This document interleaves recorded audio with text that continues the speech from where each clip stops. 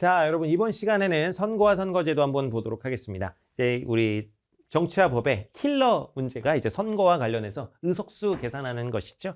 뭐 구체적으로 의석수 계산하는 건 여러분 문제풀이하면서 연습해 봐야 될 것이고, 오늘은 그냥 개념에 대해서 살펴보는 그런 시간입니다. 자, 선거의 기능 나와 있습니다. 어려운 내용은 없고요. 선거의 의미 보면 주권자인 국민이 국가를 운영할 공직자를 투표로 뽑는 행위입니다. 가장 기본적 정치 행위며 주권 행사의 구체적 방법이죠. 그래서 대표자를 선출하고 권력의 정당성 부여하고 대표자 및 정치 권력을 통제하고 여론 형성하고 주권의식 신장하고, 여러분 다 이건 상식적으로 그냥 아는 내용이죠. 가볍게 보시고요. 자, 4대 원칙 외워주겠습니다. 자, 보통 선거. 보통 사람 누구나 선거할 수 있다 이거야. 그래서 일정 연령에 도달하면 누구나 투표권을 준다. 반대말은 제한 선거입니다. 자, 평등 선거. 유권자들의 투표 가치를 평등하게 인정하는 것입니다. 그래서 동일하게 1인 1표 혹은 1인 2표 이런 식으로 사람마다 이 투표권의 가치를 동일하게 부여하는 것. 이제 반대말은 차등 선거입니다. 이제 뭐 어떤 재력이나 뭐 능력에 따라서 투표권의 가치를 차이를 두는 건 차등 선거입니다. 자, 직접 선거. 대리인을 거치지 않고 선거권자가 직접 투표 장소에 나가 투표하는 것이죠. 그래서 이제 간접적으로 선거하거나 아니면 대리인에게 선거하게 하는 걸 대리 선거, 반대말입니다.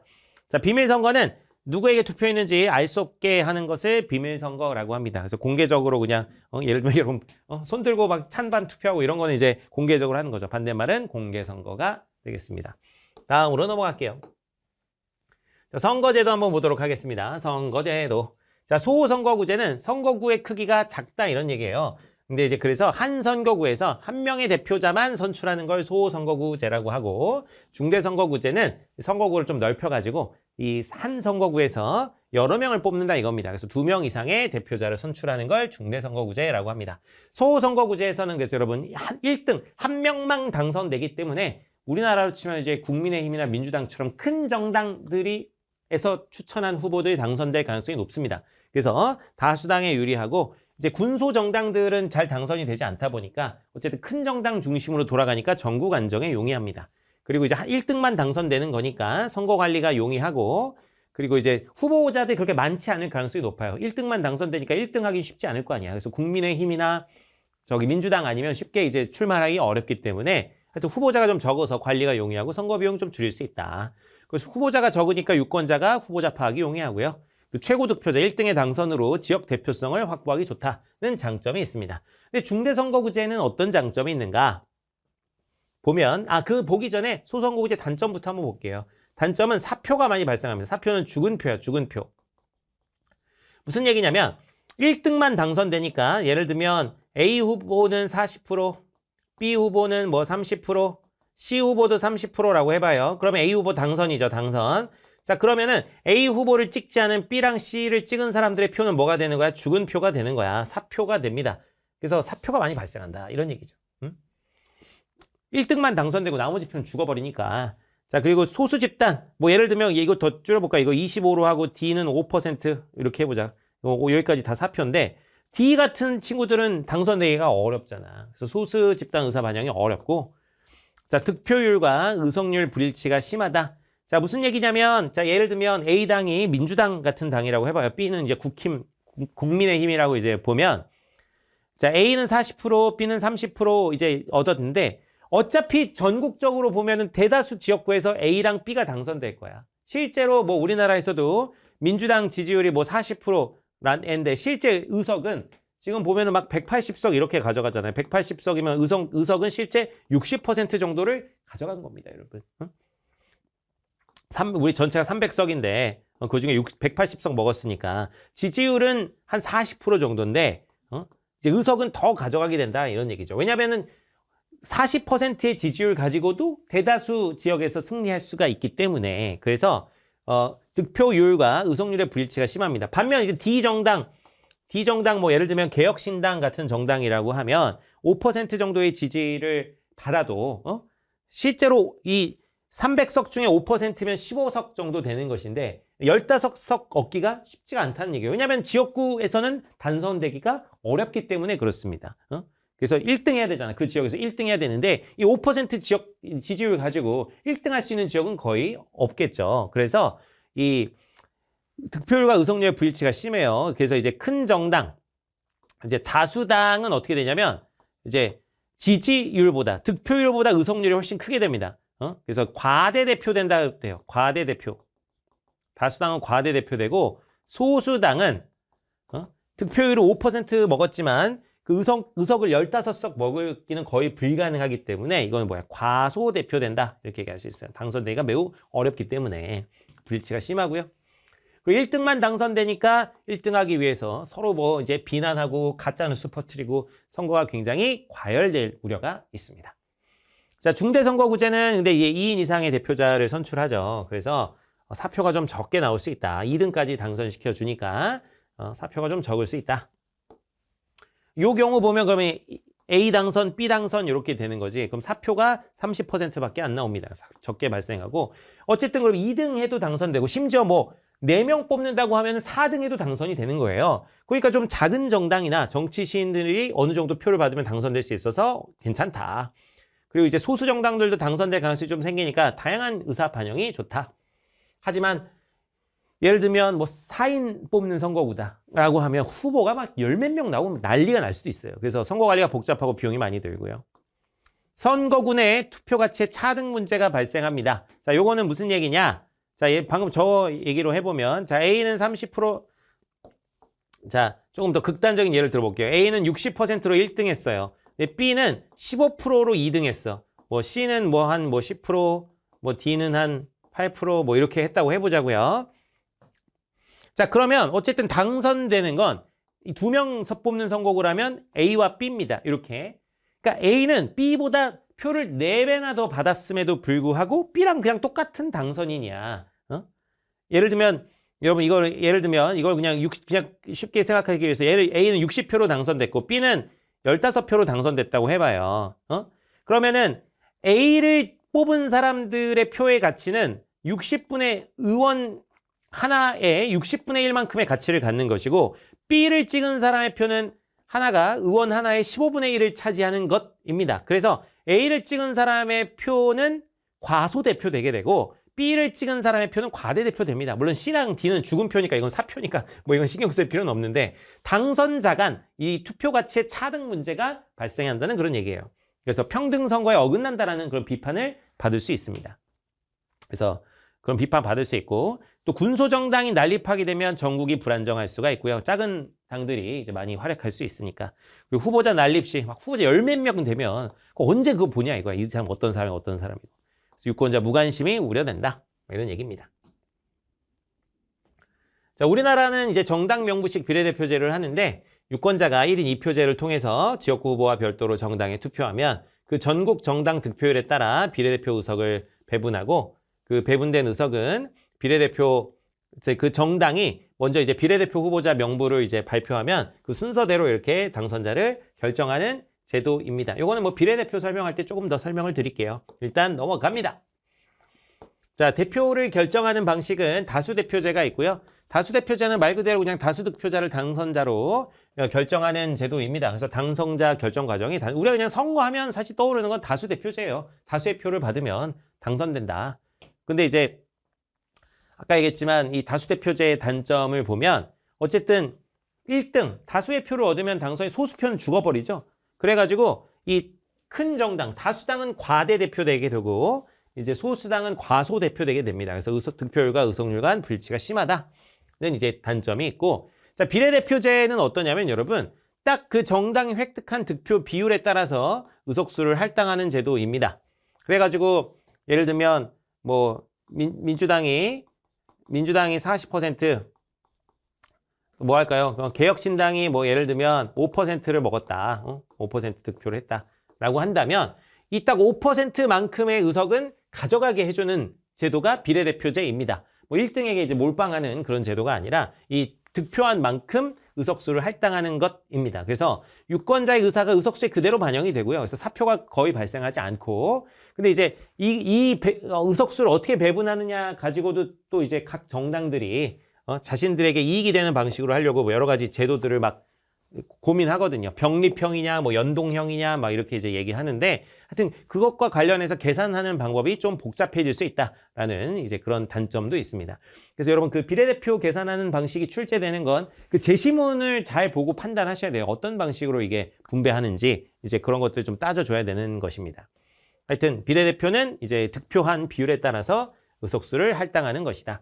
자, 다수대표제 계속 좀 살펴보면 다수대표제는 단순 다수대표제가 있습니다. 그래서 과반 득표 여부와 상관없이 그냥 단순히 더 많은 표를 얻은 후보를 당선시키는 것이다. 상대 다수대표제입니다. 그래서 과반 꼭 할 필요 없이 그냥 1등 하면 득표 순대로 당선시킨다. 이런 얘기고요. 절대 다수대표제는 다수 득표자가 유효표의 일정 비율 이상의 득표를 얻어야만 보통 이제 과반으로 설정을 해두죠. 당선자로 결정하는 제도다. 대표성을 강화하는 방식이다. 그래서 만약에 이제 과반 득표자가 없다. 그럼 이제 투표를 한 번 더 하는 거죠. 그걸 뭐라 그러죠? 결선 투표제라고 합니다. 결선 투표제. 1차 투표 결과 프랑스에서 하는 방식입니다. 과반수 득표 등 당선 기준을 충족한 자가 없는 경우 1, 2 혹은 일정 득표율 이상의 후보자를 대상 보통 1, 2 가지고 하죠. 2차 투표를 해서 당선자를 결정하는 제도다. 선호 투표제라는 것도 있어요, 여러분. 선호 투표제는 뭐냐면 이 결선 투표제 요소를 그냥 한 번에 다 하는 겁니다. 그래서 유권자가 모든 후보에게 선호 순위를 표시하여 1순위 표를 집계해서 과반수 득표자가 있으면 당선자로 결정. 자, 무슨 얘기냐? 후보자가 뭐 예를 들면 4명이다. 그래서 A, B, C, D다. 이렇게 있으면 내가 이 우선순위를 정해서 투표하는 거야. 내가 제일 좋아하는 건 C야. 1번. 그 다음은 B. 그리고 A가 제일 싫어. 그러면 A는 4번.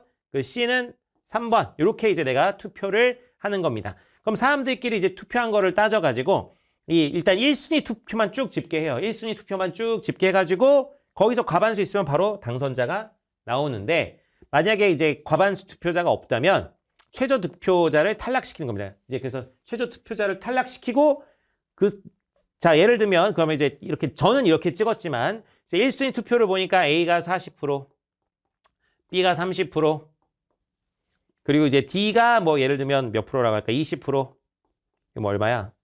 40, 70, 20. 그럼 A가 10%라고 해봐요. 그러니까 1순위들끼리 딱 이제 따져보니까 이렇게 나왔다. 그러니까 과반이 없죠. 자, 그런데 과반이 없으면 최저 득표자를 탈락시키는 겁니다. 그래서 요 A를 탈락시킨다 이거야.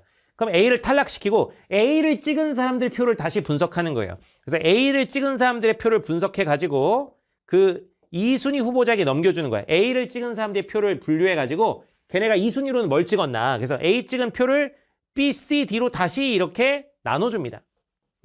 그래서 요 10% 중에 뭐 5%는 B로 갔다. 그럼 B가 이제 35가 되고, 그리고 이제 이 10% 중에 4%포인트는 C로 갔다. 그러면 이게 44 이렇게 되는 겁니다. 그리고 나머지 1%포인트는 D로 갔다. 그럼 21% 이렇게 되는 거죠. 자, 근데 아직도 과반이 없어. 자, 그러면은 이번에는 이제 누굴 지워주는 거야? 그럼 D를 지워줍니다. 이제 이번에는 D를 지워주면 이 D의 이 21% 표를 이제 C랑 B로 나눠주는 겁니다. 이제 우선순위를 따져가지고. 그러면 이제 결국에는 과반이 나오겠죠. 그러니까 이 결선 투표하는 것을 그냥 한 번에 선호 투표제로 이제 하는 방식입니다. 이해되죠? 취지는 똑같아요. 어쨌든 이 과반 후보를 만들어내려는 이제 과반 당선자를 만들어내려는 그런 제도다라고 보시면 되겠습니다. 자, 우리나라 선거제도의 특징 한번 보도록 하겠습니다. 자, 대통령 선거는 상대 다수 대표제예요. 그래서 1등 당선되는 것이고요. 임기는 5년이고 국회의원 선거는 지역구 의원 소선거구제 역시 1등 당선입니다. 자, 비례대표제도는 정당 명부식 비례대표제를 하고요. 그래서 정당에다가 투표를 합니다. 그래서 정당에다가 투표를 하면 우리 이제 여러분 국회의원 선거 해보시면 하나는 지역구 의원을 뽑아요. 하나는 지역구 의원을 뽑고 하나는 비례대표를 뽑습니다. 비례대표. 지역구 의원 같은 경우는 여기 이제 사람이 있어. 1번, 2번, 3번, 뭐 4번. 사람 이름이 있습니다. 그래서 그 사람에다가 이제 뽑는 것이고, 비례대표는 이제 정당이 쭉 있어요. 정당. 3, 4. 이거 되게 길어요. 우리나라는 그 비례대표 출마하는 정당들이 많아가지고, 이거 엄청 깁니다. 그러면 이거는 정당에다가 찍는 건데, 여기 정당에다가 투표를 하는 거예요. 정당에다 투표를 하면, 우리나라는 준연동형 비례대표제여가지고, 이 비례대표에서 얻은 지지율하고 지역구에서 얻은 그 의석수를 좀 이렇게 연동시켜 가지고 이제 비례대표 의석수를 계산을 합니다. 이거 굉장히 좀 복잡해 가지고 여러분 이거 뭐 지금 구체적으로 얘기할 건 아닌 것 같고 우리나라 이 비례대표 의원 계산하는 방법은 전 세계에서 제일 복잡합니다. 그래가지고 하여튼 여러분 이 정당 투표를 해가지고 이 지역구 의원에서 나온 수랑 좀 연동해서 계산한다고 생각하시면 돼요. 그래서 그거를 준연동형이라고 합니다. 원래는 이제 독일 제도를 좀 본따 온 건데 독일도 굉장히 복잡한데 우리나라는 더 복잡하게 해놨어요. 그래서 뭐 시험에서 너무 복잡하게 그렇게까지는 내진 않고 자료 보고 충분히 풀 수 있게 내니까 너무 그거는 고민하시진 말고 하여튼 정당 투표 따로 하고 지역구 의원 따로 한다. 제가 그래도 뭐 하나 좀 설명을 드리면 이 비례대표 의원 수를 결정하는 거는 병립형하고 연동형이 있습니다. 병립형하고 연동형이 있는데 병립형은 지역구 의석수랑 비례대표 의석수랑 무관해요. 비례대표 의석수랑 무관하다. 그냥 비례대표, 자 예를 들면 지역구가 뭐 200석이고요. 200석이고 비례대표가 100석이야. 그래서 그랬는데 여기 1번 정당이 뭐 예를 들면 민주당이 40% 얻었다. 그러면 그냥 100석에 40%인 몇 석을 가져간다? 40석을 그냥 가져가는 겁니다. 이게 병립형이에요. 그러니까 지역구에서 몇 석을 얻든 상관없이 그냥 비례대표에서 40% 먹었으면 그 비례 의석 중에 그냥 40% 가져간다. 이게 병립형이고 연동형은 이제 총 의석수, 그러니까 지역구 의석수와 비례대표 의석수를 연동해서 계산하는 겁니다. 비례대표 의석수를 연동한다. 자, 이게 무슨 얘기냐면 뭐 독일식으로 좀 설명을 드리면 연동형은 이제 총 의석수를 가지고 자 그럼 이게 우리나라로 치면 총 이게 300석이죠. 총 300석인데 자 비례대표에서 민주당이 40%를 얻었다. 자 그러면은 총 이제 비례대표는 40석이지만 여러분 그래서 이 40석을 얻었다라고 하면 이 총 300석 중에 120석을 확보한 걸로 보는 거예요. 총 300석 중에 120석을 확보한 겁니다. 그러니까 지역구랑 비례를 합쳐가지고 120석을 확보한 걸로 보는 거예요. 120석 확보. 근데 만약에 민주당 같은 경우는 다수당이니까 지역구에서 뭐 130석 이렇게 먹을 수도 있어요. 130석 먹으면 이미 총 의석수 확보한 건 120석인데 지역구에서 130석 확보했으니까 비례대표는 아예 얻지를 못하게 되는 겁니다. 이런 게 이제 연동형이거든요. 연동형. 이게 이제 독일식 연동형인데 그런데 이제 반면에 예를 들면 5번에 좀 소수 정당이 있다고 해봐요.